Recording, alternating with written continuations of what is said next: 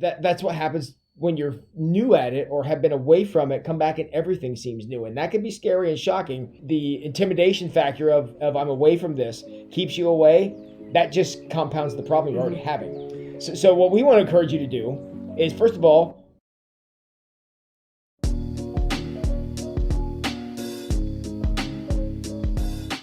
hi, I'm Parker. And I'm Tim. And this is the Rage Podcast, where today we're going to probably not, well, we could rage, but probably not going to have a very rageful topic, but we say that every week, though. One of information and discussion, but it actually leads into a conflict that me and Tim disagree upon greatly, which you wouldn't expect, because me and Tim normally agree on everything except for one. Okay. But anyways, I'm interested now to know what this topic is. Any of you who were in church on Sunday, or if you're not in church on Sunday and you still have this question as to why you see this image placed everywhere, the question that popped into my head when I was sitting praying in the sanctuary a couple times this week before service is, what the heck is the point of the pink candle? If you're not familiar with what's going on, the Advent wreath, we have lit 2 purples. All right, and I had no question to that, all right, because the pattern was there.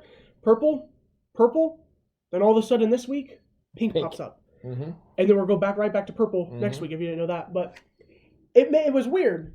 I was like, I being a person who recognizes that church traditions exist, and I don't always know what the point of them are for, I decided to do some digging. Last Sunday was Gaudete Sunday. All right, Sunday of joy. All right, the pink candle is a symbol of joy. Where did you get that word from? What is it? Gaudete. Never heard of it. Gaudete Sunday. Yeah. Mm-hmm. This is Tim's absolute rejectance of church. Every Sunday. Believe it or not, every Sunday is actually a holiday in some matter. In retrospect, Tim just decides to not celebrate. I'm messing with him. That's right. Right. Celebration is not something I'm wired to do, so there you go. But anyway, Gaudete Sunday, all right, the Sunday where we talk about joy. Now, why is joy represented the second Sunday before Christmas? Mm-hmm. That the whole scheme here comes up in a very interesting way. All right? And from what I was able to understand from people trying to decipher church traditions that get lost because so many people have lost interest, like me. Like Tim. What people are trying to figure out is, why was that pink candle? There's actually several articles that saying, why did we get the pink candle? How did that all exist? And now this goes back to way early church traditions. If you don't know this, the third Sunday of Advent, if I were a very high church society church, my vestments would be pink. I do not wear vestments. I wear shirt and tie, and most Sundays I actually don't wear a tie anymore. Okay? But anyways, we're not super high church, but if we were super high church, I would be wearing something pink. If you were Catholic, you would notice that your priest was wearing pink on that Sunday, and it was all to kind of wrap into this special moment of celebration. Now, there's only one other time in the year when the church color is technically pink. Mother's Day? Nope. I don't know. The fourth Sunday of Lent. Both of those Sundays are 2 days that are linked together to recognize the joy that we're supposed to be having, the joy that we're supposed to be feeling, the joy that as Christians, no one else has the rights or claims to. It takes a moment and it says, yeah, life sucks, right? It's not good, not enjoying it. That's a little more what I expect out of Parker, is that. So not good, not enjoying it. You know, I got this diagnosis, or my bank account's not big like I would like it to be. And my car is old. But I have one thing that the rest of the world doesn't have, and that's my source of joy. The source of joy is that God has, prepared for us a way home. This was my sermon on Sunday. We talked about the preparation that God is giving us, obviously, during the Christmas season, and even into this day still, that the Lord is making a highway for us to go home. Not technically talking about our house that we have maybe a couple miles away from us. Mine's just right down the road. Not that home, not that house. But when we're talking home, we're talking about the best gated community in all of the universe, aka heaven, paradise, whatever you'd like to call it. So we take a moment out of the entire season of Advent to celebrate joy, all right? You have hope, peace, joy, love. Now, why is it in the third Sunday of Advent? Tim, why do you think it would be in the third Sunday of Advent? Because it's not the second Sunday? Because it's not the second Sunday. I'm not wrong. He is not wrong. However, what the church tries to do throughout all of this is to create a difference. So when you come into church, They expect you to be feeling something in life. Mm-hmm. All right, this is how the church calendar is all set up. They expect you to be feeling something in life, and then we punch you with something like this. So, right, we punch you with joy. If we were to put the joy candle... Wait. Punch with joy? Punch with joy. I'm suddenly into this. But anyways, the reason, this is the real reason why joy comes first, is if joy was the last Sunday, we would miss it. Joy is such a crucial thing. Now, love is the last Sunday of Advent. All right? That just goes to show the importance of recognizing where our source of joy comes from. Not a lot of people, once we get to love, once we get to the last Sunday of Advent, we're already thinking about Christmas. We're already thinking about the parties. We're already thinking about all the good cookies we're going to eat and all these things. We're already focused on when we get to light the white candle, Christ candle, and Christ gets to come. We're already past that. The reason is the third Sunday, real church tradition here that is actually coming through, is so we take time to actually recognize that we have joy. And I find that to be a very valuable, good thing to recognize that, yeah, I have joy. Because I'll admit it, a lot of the year I don't have joy, okay? Yeah, the other 364 days a year, yes. Parker's an old curmudgeon. So. But anyways, I liked that. I like the fact that, you know what, the church calendar, even though some people absolutely despise it, it is there to kind of speak to you where you're at. Well, right? There's a flow. There's a flow to the lectionary. It gives you a reminder. It tells you where we're at. It helps you walk through the life of Christ and all of these beautiful things. Mm-hmm. And that all has its meaning. I can remember back when I was a young pastor, Parker's age. I observed the lectionary very closely too. Mostly because I didn't know the Bible well enough at that point. That's not Parker's problem. It was my problem. But what I found that helped me do what Parker's talking about here is focus on different times of the year, because you tend to especially when you're first starting out, you tend to preach the exact same sermon every week, and the lectionary helps you get away from that. Yeah. And it also puts the primacy of Scripture up on the primacy of topic. Because a lot of times, especially when you're early on in your career, you're very tempted to say, this is what I want to talk about, and you go find a Scripture to you proof text is what that's called. And that is that makes for boring sermons, because the Scripture's there as an add-on rather than the purpose. In the same sermon, because you're most likely going to want to keep talking about the same subject. Oh, yeah. So, and that's what the lectionary helps protect you against. And that's why Parker's saying, then we have this ebb and flow that goes through, okay, so we have joy on this particular Sunday, and peace on this particular Sunday, and love on this particular Sunday. And not that those things are exclusive, because they're not. They certainly pertain to each other. But it also makes sure that we turn our focus in a very specific direction. Because one of the worst ways you can fail at preaching is to try to preach about all of this. Yeah. You got to get it down to one thing. And it helps you kind of knock some of that extra stuff out. That's the point of having Advent. One, for church worship sake, is the fact that, okay, the 4 weeks before Christmas, we're going to take in this. Well, it's not normally technically 4 full weeks. This is a special occasion because we're actually getting 4 full weeks of preparation and just because of the way Christmas lands. Christmas lands and everything. But taking time to recognize those 4 words that we talk about during Christmas time: hope, peace, joy, love. All great words. We all use them pretty often, actually. But actually designating this Sunday to kind of try to display peace. How we get peace. Why do we have peace? How do we get joy? Why do we have joy? And all these things. At least that's what I've been doing. I know Tim's been spending a lot of time on the shepherds, but even if you go deep into what Tim's overall themes have been, you can sometimes find the hidden, deep in there somewhere under a lot of conspiracy theories. Yes. You can find a hint back to the lectionary in some form, whether talking about hope, peace, joy, love during the Advent season or whatever it may be. And, I didn't know this, but the same thing actually happens during Lent. Lent and Advent actually have a lot of common themes. A lot of common pieces and parts, which I did not recognize until, when I started studying what on earth is the pink candle for. But a lot of that symbolism gets lost in church. A lot of kind of the beauty of what goes on into a church service. All right. And I mentioned the term high church, and then you have low church. Wayne Street is low church that holds on to bits and pieces of high church society. Not society, that's the right term. Our first service is a little higher church than second, obviously. Well, but But even first service. Even first service is pretty low church, even though we have the choir and all those things. And now what does high church look like, I guess, in Protestantism? Our neighbors. Or Yeah, the Lutherans. Lutherans are super high church. The Episcopalians are pretty high, things like that. Yeah. Like you'll go over there, and if you ever, I watch a lot of the sermons of local churches in town throughout the week, just because I like to hear what people are talking about, sermon wise, and what's going on. But if you watch it, pink vestments around, and all these things, and the procession and the succession, leaving and entering into the church and all those things, and they all have bits and pieces that are supposed to point us back into a certain direction or prepare us in a certain manner. I when I was a kid, and I'm sure I still do this today on Sundays. I'm not all with it, but the prelude. What is the point of the prelude? We're not singing anything. Actually, that's a question we should put to the whole congregation if anyone knows what it is, because I don't think anyone does. Yeah. What is the point of the prelude? Why is it just this, a moment for Daryl to show off the organ and all these things? I mean, really. I mean, if you don't know what we're supposed to be doing during the prelude, that is the most pointless Well, let's piece say of what worship. you're not supposed to be doing, and that is talking amazingly loud. Oh, yes. Yes. I wish... So at Walnut Grove...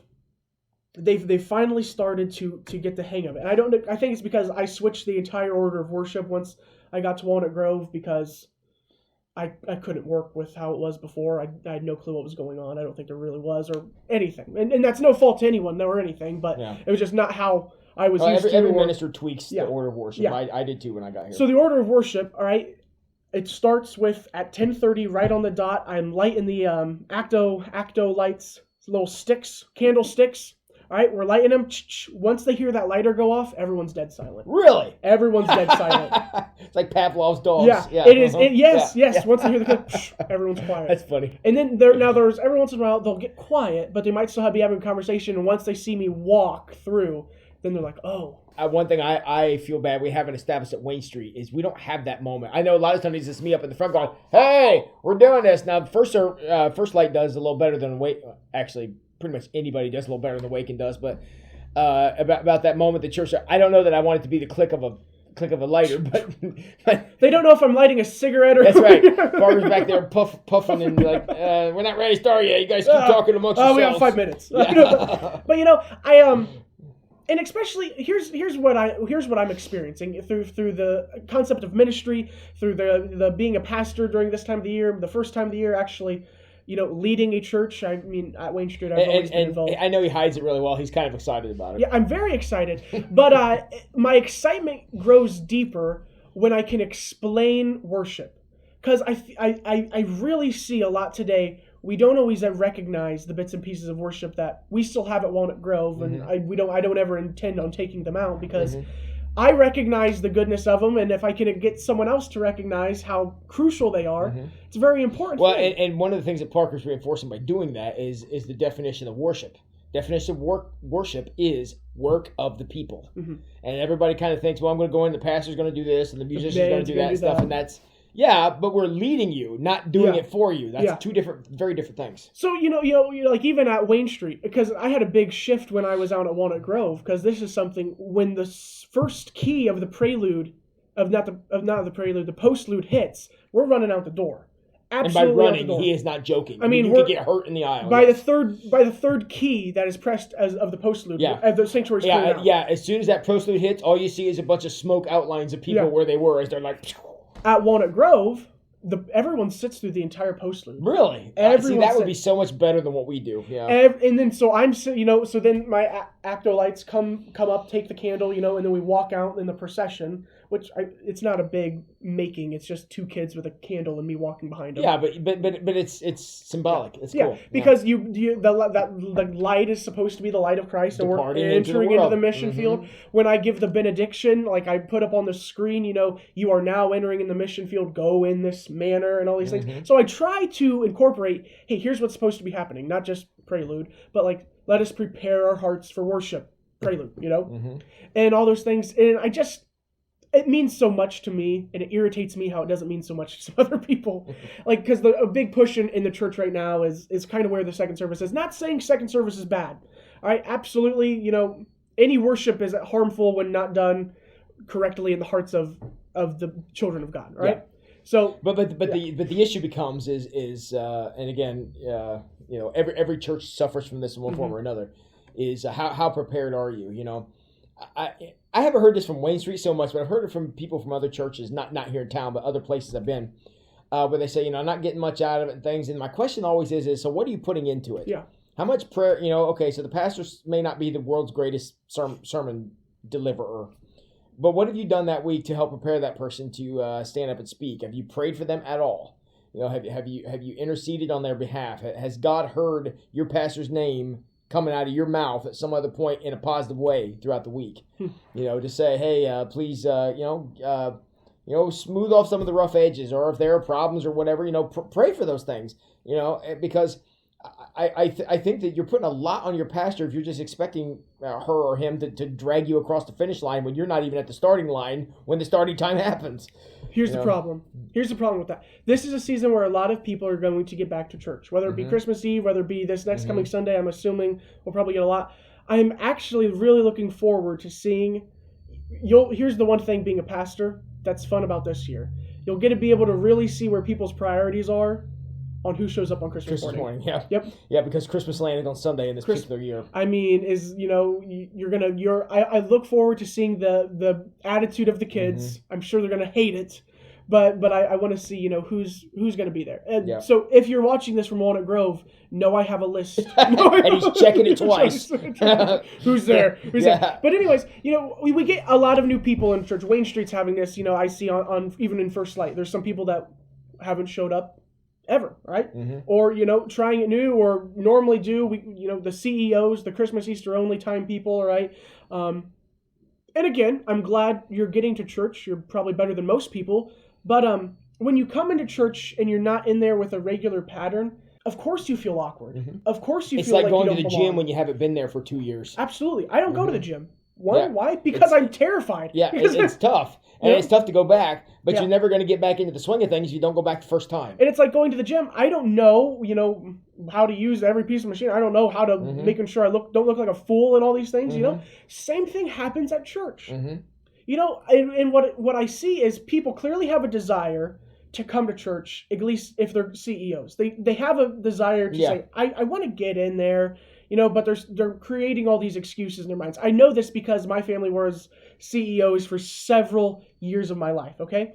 We had the desire to get to church, but... And by the way, CEO stands for Christmas, Easter only. Sorry. I know he said that, but I want to make sure you caught that. Clergy words. Yeah. But anyways, of course it's hard. Of course it's hard to get back into church. Of course it's like, of course you have the questions, what's with the pink candle? What's with the prelude? Why is he playing this exit music and all these things, which is not what the postlude's supposed to be. But it's not exit music. That's exactly right. Yeah. So why is all these things happening? And I can only imagine, and I don't know how I did it. No, I do know how I did it, all right? Because this was my family, all right? I went through this experience. I remember the first time we ever wanted to get back into church, we came on a Christmas Eve service, and from there we went every Sunday, and I rarely missed another one after that. But it was difficult because I was sitting in worship, and I was saying, what's this for? What's this song mean? And even at Wayne Street, we play some pretty unique hymns that throw out words that I have no clue what they mean. Yeah, Daryl does a great job of having of getting a mix of hymns, all right? What's one? I can't think of them. There's a one song that we often sing actually here at Wayne Street. It's got a bunch of Hebrew words in it. El Shaddai. El Shaddai. El Shaddai. El Shaddai. I can't even say the rest of the song because you can't say it unless you're singing it. But and we don't want Parker to do that. Yeah, but seeing all those things and questioning, well, what does that word even mean? Why am I singing this and all these things? It's difficult. Yeah, church takes some. Is a culture, and it takes some getting used to. And so if you're one of those people that are coming to church this Christmas season, all right, first ask the questions. Why is the lighting of the candles? Why are we having this reading? Why is Tim preaching for so long? Why is the sermon happening? What is the lyrics trying to tell to me? Because that's what worship is all about. Yeah, what am I taking away from this? It takes time to understand what is supposed to be happening. And not only does it take time, it takes effort. Yeah. Too often I think people come into church and they take, look, and I'm guilty. You just watched me be guilty of what I'm about to say. Is we take for granted. I've been doing this for 25 years. I had no idea why we had a pink candle in the middle. I had no idea what that was about. I knew it signified joy, but I didn't know what the overall purpose of it was. So, there was a question I never asked. But at the end of the day, that's what worship is about. And there's a lot of little things. I've been doing Christmas sermons now for 25, almost 30 years. And I still, this Christmas, I read the Christmas story and found something I hadn't found in it before about why Jesus told a lot of parables about shepherds. I never thought of it because the shepherds came to see him that night. And that had such an influence on his parents, and it influenced him. And then he told a lot of parables about shepherds, even though we have no record he ever met one ever since. So 30 years, and I just found something new. And in the midst of that, that's what happens when you're new at it or have been away from it. Come back and everything seems new, and that can be scary and shocking. Not that anybody's scared away from church by a pink candle, but the idea is the intimidation factor of I'm away from this keeps you away. That just compounds the problem you're already having. So what we want to encourage you to do is, first of all, pink candle, orange candle, blue candle, who cares? Come on in. Yeah, we're going to light some candles, and yeah, there's going to be some stuff you may not understand, but still come. Yeah. That's the purpose of this conversation is we learn. You just watched me learn something right here in this episode, and I do this professionally. So yeah, there's still going to be some parts that we don't understand, but that's important to realize. You got to get over those things and come back, because being in church is good for you. Yeah, I get paid to say that, but I honestly believe it. I wouldn't do this job. Well, the stats show. I mean, I mentioned in a couple sermons of mine, there's the Pew Research studies and all these things. You're 5 times more likely to have a sense of joy if you go to church. You're 5 times more likely. I'm saying 5 times because I can't quote the exact number. Okay, but you're more likely to have a better education. You're more likely. I mean, there's tons of proven benefits actually attending church. Well, and that's that because go beyond the spiritual, connecting to something bigger than yourself. Yeah. And think about every place else that you go. Yeah, you may go places with more people, like a full movie theater or Walmart or Kroger or school or work. And there may be more people there than there will be in church. But your purpose in being together is never the same as it is when it's in church. But it requires no thinking. You can go to the movie. You can go to a bar. True. They're going to you can go to a restaurant. It requires no thinking. Yeah. You don't have to use your brain at all. Yeah, church.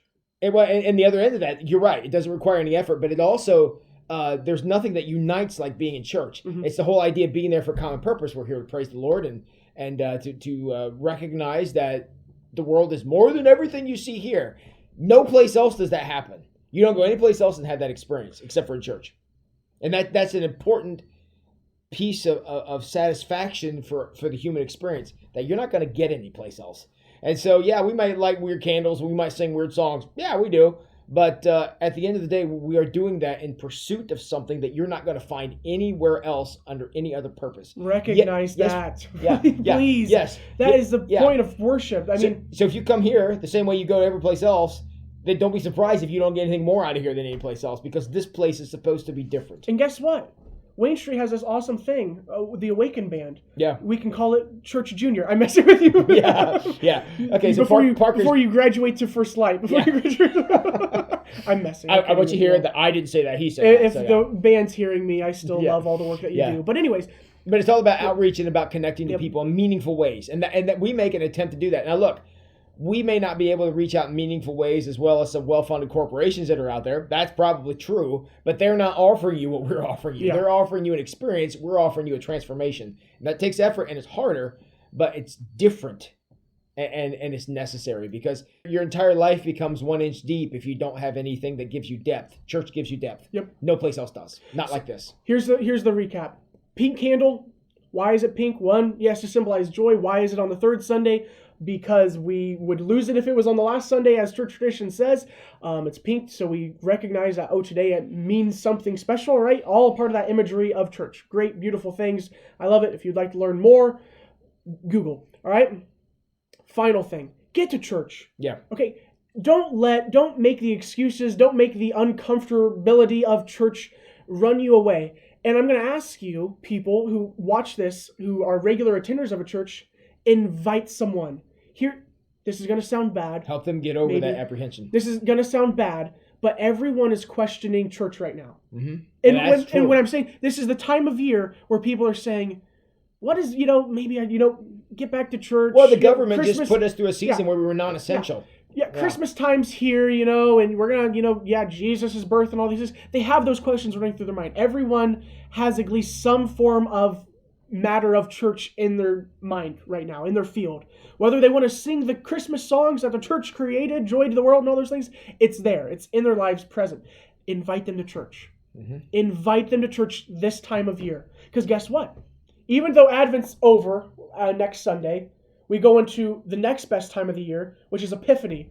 And we sing all the carols and hymns, and everyone's going to be able to recognize those songs. And church is going to be fun because we're still praising the birth of our Savior and everything. And that's a story everyone knows, invite people to church this time of year. Yeah. Yep. And you might be able to get them. It is literally at the beginning when we were talking about Jesus' birth. You don't get any more beginning of the church than that. So. And everyone knows the story. Everyone knows the songs. It makes it a lot more comfortable when you got those two things down. Yep. So, pink candle. Recognize the importance and kind of the symbolism behind it. But also, get to church. Worship with the work of the people, right? Take time to actually do something during worship and not just sit there and listen to Tim and the band, even though they're both... the band has a beautiful voice. He's not wrong. Get to church, invite people to church, and enjoy the holiday season. Yep. And wear pink if you want.